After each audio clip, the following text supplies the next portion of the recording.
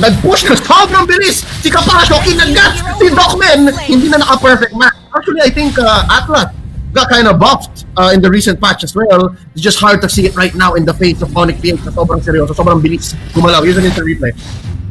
Alam mo, ito yung, alam mo na, hindi pa ako sanay na mag-cast ng Valentina at first Valentina game ko to yung cast. Naduling ako eh. Ba't dalawa bigla yung Atlas? Nagtataka ako, ba't naging Atlas bigla si Grid? Alam ko Valentina yun. But then yes, Valentina takes the form and takes the ultimate. So, di lang ako sanay pag-cast ng ano. So, ng Valentina. But ng Origen has to be careful of that. Because one of their main ultimates for their team, para sa composition nila, the Fatal Links of the Atlas, pwede nakawan ng Onic Philippines and they'll have that setup factor na hinahanap ng Onic PH. Kasi in terms of that setup factor, without the ultimate, it's just Dilar. But now that they have the Fatal Links na pwede nila nakawin, it's also Greed.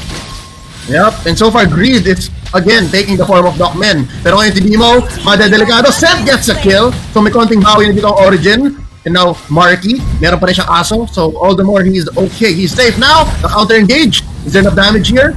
That's Dilar. Trinchera jumping on. Falling star mo dito kay Docman. Pinapasabukan din ni Greed. And Flicker spent already kay Docman. That's another under 2 minutes given na pull it out together siya. So naghahanap ng bawi ang Origen. Minakawan pa, tinatry na kawan ni Choco. And there's the punish.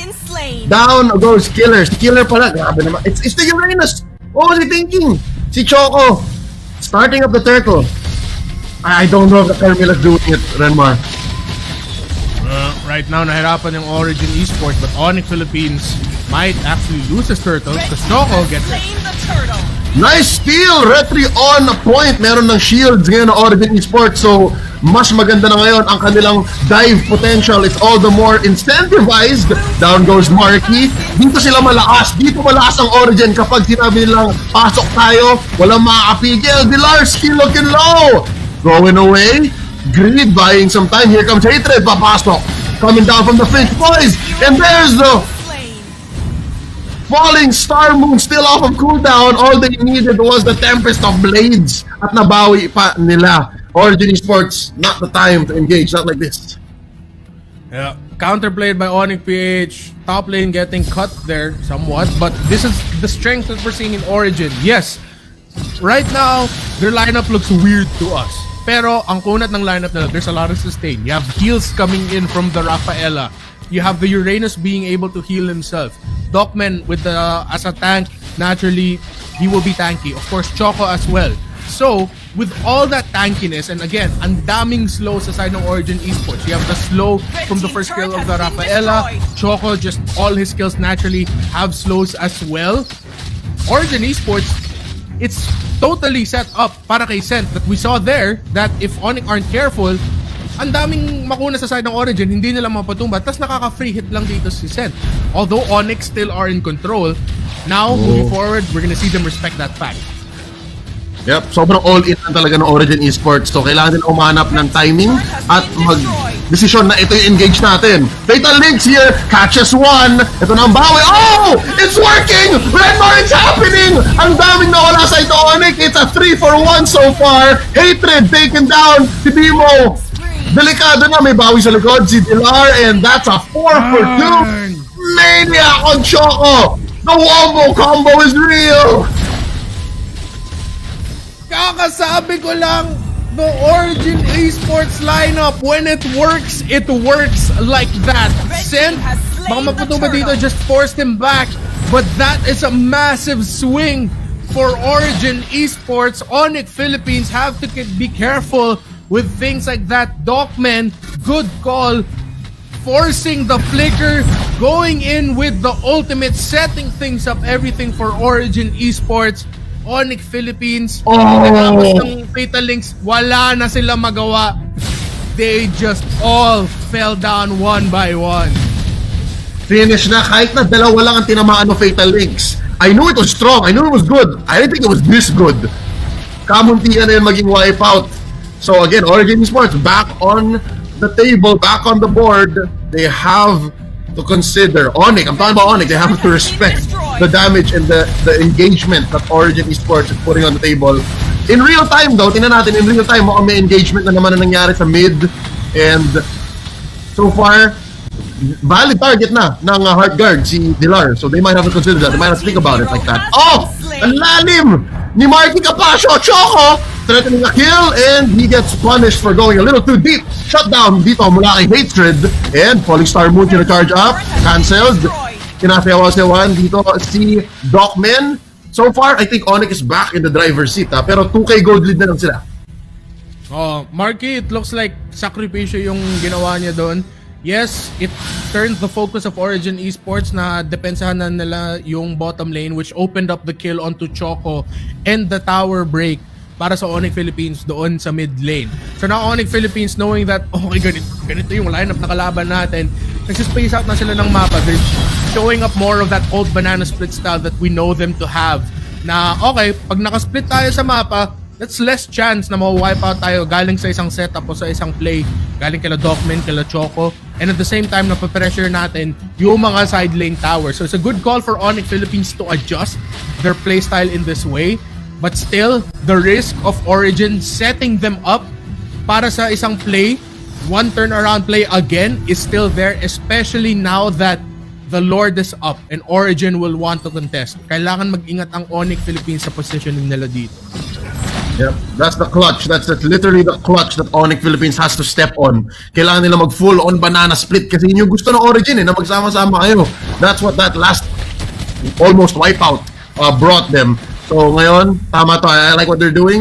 Si Bimo, nag-clear lang. Napipilitang mag 4v1, 4 protect 1. And then mabilis naman gumalaw sa Hatred on that lane. Let's say sinula na ni Dilar, ang Lord dito, putting it at about 4/5 of its health. Now 3/4. Ready sumagot si Choco. Gina G. Oh, Gina G. Origen, 4 dito na sa may Lord. Pero si Hatred at saka si Bimo doon na sa bot lane. So, napaforce back ang mga miyembro ng Origen. This is what Onic are gonna do. They're gonna keep forcing the members of Origen away, pressuring the side lanes. So, it's gonna be up to Killer to defend. It'll be a big team fight.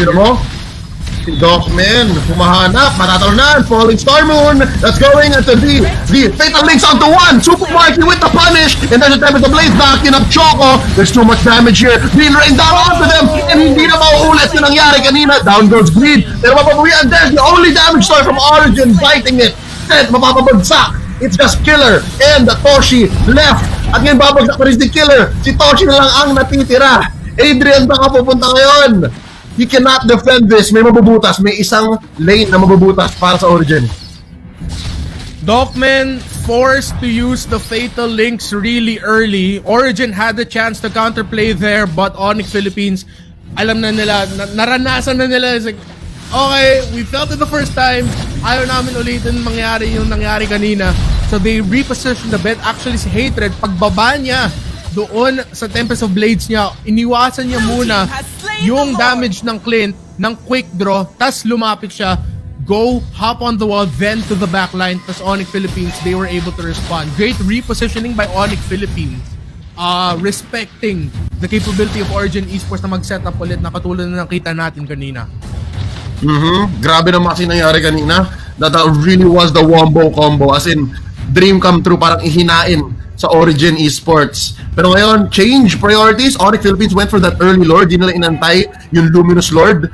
So, I think ipapaubayin nila dito sa Lord sa bottom lane para mabutas ang bot lane. So, Toshi did not have to think about that. Did not have to deal with it as this push for Rafaela. Pero mabuhulis nila dito. Fatal Link sa isa. That's a pick-off onto Hatred. Wow! And that is bad. They could have used that lane para maka-split push sila, either to take down more of the towers in the mid lane, add more pressure to the top lane. Tingnan natin kung makakabasag di... Oh, okay, Marky able to break down the mid lane tower. Let's see kung makakakuha pa ng Toro dito ang Onic PH. Synchronized push ang ginagawa nila sa top lane. Si Bimo ang nag-aalaga dun sa second tier turret and that wave. And so far, inhibitors na natin tira. So, Onic PH, they're taking their time. Naintindihan lang na ibang game na to. Iba na yung dynamics. Kapag pinilit natin masyado, we can get punished hard. So now we take our time. They're gonna wait for one more Lord, I believe. 90 seconds. Sa next Lord natin makita yung action ng laban na to. Another team fight, another big skirmish to change the game. Both teams, kung sino man manalo o kung sino man matalo sa next team fight, if it's gonna be for the Lord, they're gonna do their best to not get wiped out. At this point of the game, getting wiped out will be massive, especially for Origen. Yung good news para sa Onic is wala pa silang Torre na wala dito sa map. 6 towers broken in the game, all of them for Onic PH. So Origen, kahit maka-wipe out sila dito, ang dami nilang Torre kailangan basagin. If the minion waves are there for them, baka kaya nila mag-rush mid. But at this point, the respawn timers hindi pa ganun kataas. Yeah. Again, yun yung isa sa mga weakness ng laban ng lineup na to sa labanan. Origen Esports, they're really great at team fights. Pero ang talagang kaya lang mag-push dyan si Sent. Si Clint. So, talagang kailangan nila alagaan si Clint. Babysit Sent. Babysit. Yeah. Dogman, others, Toshi, let them be the ones to set things up. Choco even can help set things up. And right now with the positioning of Onic, especially considering nasa major objectives na tayo, mas madaming bounce makukuha ni Choco dun sa bloodbath niya, sa ultimate niya. Curse of Blood, sorry. That's a lot of targets to be able to hit up to 3, a lot of damage, a lot of control. Kaya ang daming crowd control at saka parang hindi burst kasi sa Origen other than kay Sente. It's just overtime habang tumatagal yung laban. Pag naka-abilities na yung Origen Esports, dun mo mararamdaman yung mga damage nila. Sustain ko sa Maximus. Parang patagalin mo ng 4 seconds yung laban. Tapos lahat sila nandun. Yun yung nangyari kanina eh. So I think Onic PH, naintindihan na rin, na-gets nila. Nakatakot nga naman talaga. So right now, they're going in for the Lord. Half health. Ang bilis, ang bilis. There's no contest here. It's very difficult for Origen to contest. Unless pilitin ito Dogman. Not gonna happen. There's an engage up top though. Papasukin ng 3. And there you go. Heart guard. Cancelled, not just yet. Sabi ni Dilar, wag muna. Tol, okay lang. Kakagatin dito. Si Killer. Mark, he deals so much damage. Greed. A little too forward. He's okay. Libre ang pagkuha ng Lord dito. Second Lord for Onic PH. This next fight or siege sa base ng Origen Esports, kailangan mag-ingat parehas nila kasi si Grid kinuha niya yung ultimate dito ni Dogman. Of course, Dogman also has his ultimate. Both teams have their ultimates here. Origen, sa lineup na to, they can actually be terrifying to defend against. Kung hindi mag-ingat ang Onic Philippines sa position nila, 3, baka 4, mga huli sa kanila. Tapos pagkatapos nun, Origen will be able to clean up house and be able to defend, maybe even push deep into the inhibitors of Onic Philippines. At the same time, Onic Philippines, if Greed finds one big opening, they'll be able to set up against Origen Esports really well and end the game. Oh, there you go, finally. Nabutas ang bot lane and there's a fatal links by Greed. Pero mukhang siya pa yata mapapasama. Walang follow through doon. Maganda yung engagement, maganda yung threat of activation.